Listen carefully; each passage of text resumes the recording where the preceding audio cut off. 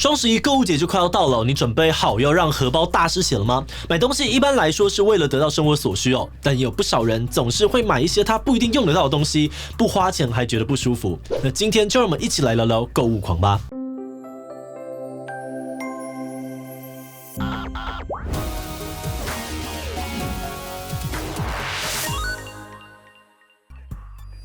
Hello， 大家好，我是志奇。每年底百货公司周年庆或各种电商平台接连推出了购物节，总是会吸引很多人不小心手滑，买了一堆其实没有那么需要的东西。这种明明没必要却还是想买点什么的人，常常会被大家戏称是购物狂。但精确一点来说，购物狂可能还是有分等级的。像是之前呢，新闻就有报道，台中有一名富二代男子，每个月呢花40-50万在买书，但是买了也没有拆封，甚至常常买到忘记啊，重复购买。家人带他去就医之后呢，才发现这是强迫性购物症，进而接受治疗。这听起来真的是蛮夸张的，因为很少人会用这种方式在花钱。买东西很开心，这相信大家应该多少都能够体会。但到底要买到怎样的程度，会成为一种需要治疗的精神疾病呢？强迫性购物症到底有哪些征兆可以治疗吗？在开始讨论这些问题之前，我们还是按照惯例先进一段工商服务时间。台湾人乐善好施哦，一年的捐款推估超过了1000亿，但你是否想过，这么大量的捐款可能会被有心人士利用？有些团体甚至假借急难捐款或是各种名义诈财哦，不只伤害了公众信任感，也对许多认真做事的公益团体带来负面影响。因此，捐款者也要做好关注 Google 常追踪的3步骤。捐款前呢，关注募款组织都在做些什么，并 Google 查证，确定组织合法、财务公开透明。捐款后也要常常追踪，确认计划有没有落实。如果你没时间，也不用担心哦，只要打开台湾公益团体自律联盟的好事大平台网站，上面整理好的公益组织资讯图表，让你呢有充足的资讯，可以去决定要捐给谁，后续也好追踪。现在就点击资讯连结到好事大平台看看，让你的爱心能够确实的回馈社会。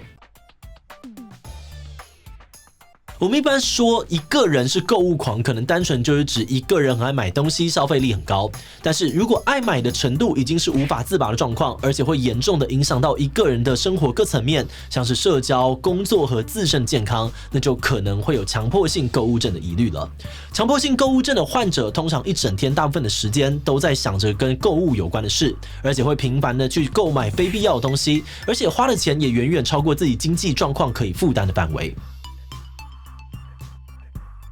他们买东西通常是基于情绪上面的冲动，觉得这个东西很好、很优惠，不买不行，而不是真的理性思考自己到底需不需要这个东西。刚买到东西的时候，他会开心一下子，但随后又会马上陷入羞愧、自责的感觉，觉得自己又乱花钱了。不过这些自责并不会让他们收手，反而像恶性循环一样，用下一次购物的短暂快乐来舒缓刚刚的负面情绪跟空虚感。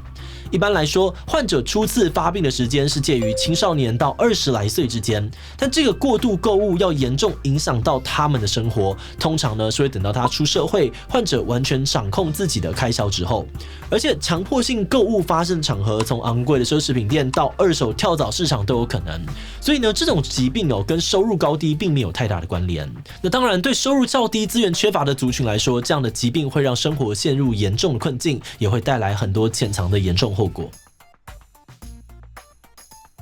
强迫性购物症最直接的影响是，患者的经济状况可能会开始入不敷出。经济出问题之后，家庭关系也可能会连带受到影响。当家庭开销暴增，家人的劝说又很难改变他的行为，大家就很容易吵架。不只是家庭在其他的社交上面，患者通常也会跟其他人越来越疏离，因为他怕爆买的行为被别人看见会被批评，所以多半独来独往，或是长时间待在家里面网购。在家庭失和、社交孤立的情况下，患者自己的心理状况也会开始岌岌可危。很多的患者同时会有其他的心理疾病，像是忧郁症啊、焦虑症或是物质使用疾患。不过，这些忧郁或者是焦虑的共病，究竟是强迫性购物症的因或者是果，目前还没有一个定论。另外，强迫性购物症患者也很常出现囤物的状况，导致家里有堆积如山的东西，严重影响他和家人的生活品质。无法克制买东西的冲动，居然会造成这么严重的后果。那么，到底是为什么这些患者必须一直买不停呢？强迫性购物症很可能来自于遗传跟家庭因素。有研究显示这种强迫性购物的症状跟大脑的神经传导物质失调有关。家庭环境的因素方面，很多患者是来自于长期失和的家庭，或者是家中有其他精神疾病患者。这些家庭困境可能会造成一个人的自尊低落，也比较不会处理自己的情绪跟压力，然后只能够借由购物所带来的短暂愉悦感，得到控制感和自信，暂时弥补心中的空洞。所以每当他们感到焦虑或者是忧郁，冲动购物的欲望就会被激发。而另外一方面，同侪还有社会文化的影响力也不能够小看。如果从小他身边的人都崇尚多多益善的消费主义，自己也很容易陷入过度消费的危险，把买东西视为唯一的快乐抒压来源。但是冲动消费之后，这些人买到的往往不是快乐，而是更多焦虑跟自我责怪，然后再借由买更多的东西逃避这种不舒服的感觉。那么在进入这样难以脱身的恶性循环之前，有没有什么办法可以预防，或是怎么样才能够让自己好起来呢？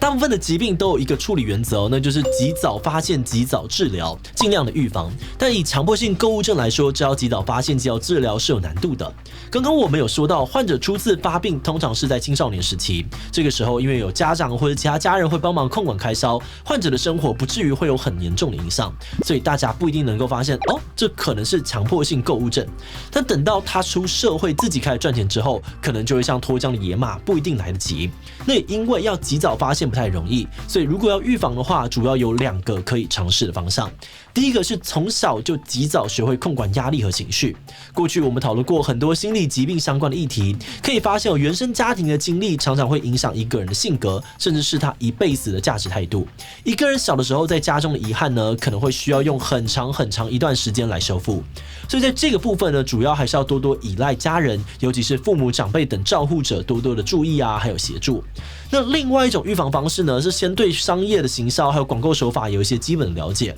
因为很多广告行销都会利用人的某种心理弱点或陷阱。那如果我们对这些套路可以先有一定的认知，或许就会更有机会可以靠着理性的力量避免冲动消费。不过如果我们发现自己已经有某些强迫性购物症，来不及预防了，又要怎么办呢？这边的建议很简单那就是一定要尽早寻求专业的协助，以免强迫行为越来越严重，越来越难以控制。而在就医之后，相关的医疗协助可能会包含了像是药物还有心理治疗。心理治疗的部分主要目标是要帮助患者辨认什么原因或什么情况会诱发自己冲动购物的行为，然后正视冲动购物这件事情会为自己以及身边的人带来哪些负面影响。也就是说呢，这边会先透过建立认知的方式，让患者有更强烈或积极的动机去面对这个疾病，而接着治疗方向会协助患者去培养除了购物之外的抒压管道，像是每当有压力时就去泡澡或运动，而不是逛网拍。除了心理认知方面的校正之外呢，患者可能也同时需要寻求财务方面的帮助，包含了建立新的消费习惯，像是多多记账减少使用信用卡等等。因为这边治疗的目标除了减少疾病所引发的行为之外，最终还是希望可以让患者的经济跟心理状况都能够获得全面的改善。在进入观念以前，我要先谢谢大家把影片看到这里。那在这边呢，我也要特别感谢智疑机器的所有会员，因为有了大家的支持跟赞助，我们才能够持续的运作这个频道，跟大家一起研究各式各样的问题，真的是非常的谢谢大家。那如果你愿意支持我们走得更远，欢迎点击频道主页的加入按钮，成为我们的会员，或者也可以用超级感谢小额支持我们。好的，那话说回来我觉得适度的花钱犒赏辛苦赚钱的自己，其实可以是一件很正面的事情。有的时候工作忙到没有时间休闲，当我们把钱变成喜欢的样子，确实是可以从压力当中得到一点疗愈。尤其生活在一个广告满天飞，一天到晚都购物节，房子又买不起的年代，花钱这个事情渐渐的也逐渐的跟宠爱自己画上等号了。但是如果把买东西当成是唯一的快乐来源，甚至只是为了买而买，可能反而会离幸福越来越远，甚至也可能是一个心理出现状况的警讯。如果你很担心自己也有类似的问题，或许可以试着练习，在按下立即购买之前，先停下来问问自己，我想买这个东西究竟是因为我需要它，还是因为我想要做情绪上面的发泄？如果只是想要发泄，有没有其他更好的替代方案？不过其实要有这样子的病识感并不是很容易，所以这个部分或许还是要多多靠着身边的亲朋好友帮忙注意或提醒，甚至是给予相当程度的体谅。因为有的时候太过批判的关心，反而有可能会把患者推得越来越远。不过，虽然我们今天主要是介绍强迫性购物症，但有这些爆买行为的人，其实呢也可能是遇到了其他的问题，不一定是强迫性购物症。比如说是在躁郁期的躁期，患者也可能出现狂买啊、爆买的行为。所以确切的状况呢，最好还是要透过医师的诊断哦。好的，那最后来问大家哦，你有遇过强迫性购物症状况的人吗？有，我觉得我自己好像就是。B 有，我身边有人有这种状况。C 没有，我没有遇过这样的人。D 其他留言告诉我们吧。最后，如果你喜欢今天影片，欢迎分享出去，让更多人知道强迫性购物症。此外呢，也可以点这个地方看看囤积也是一种病吗？以及百货周年庆为什么都在10、11月？那么今天的这一期就到这边告一段落，我们就明晚再见喽。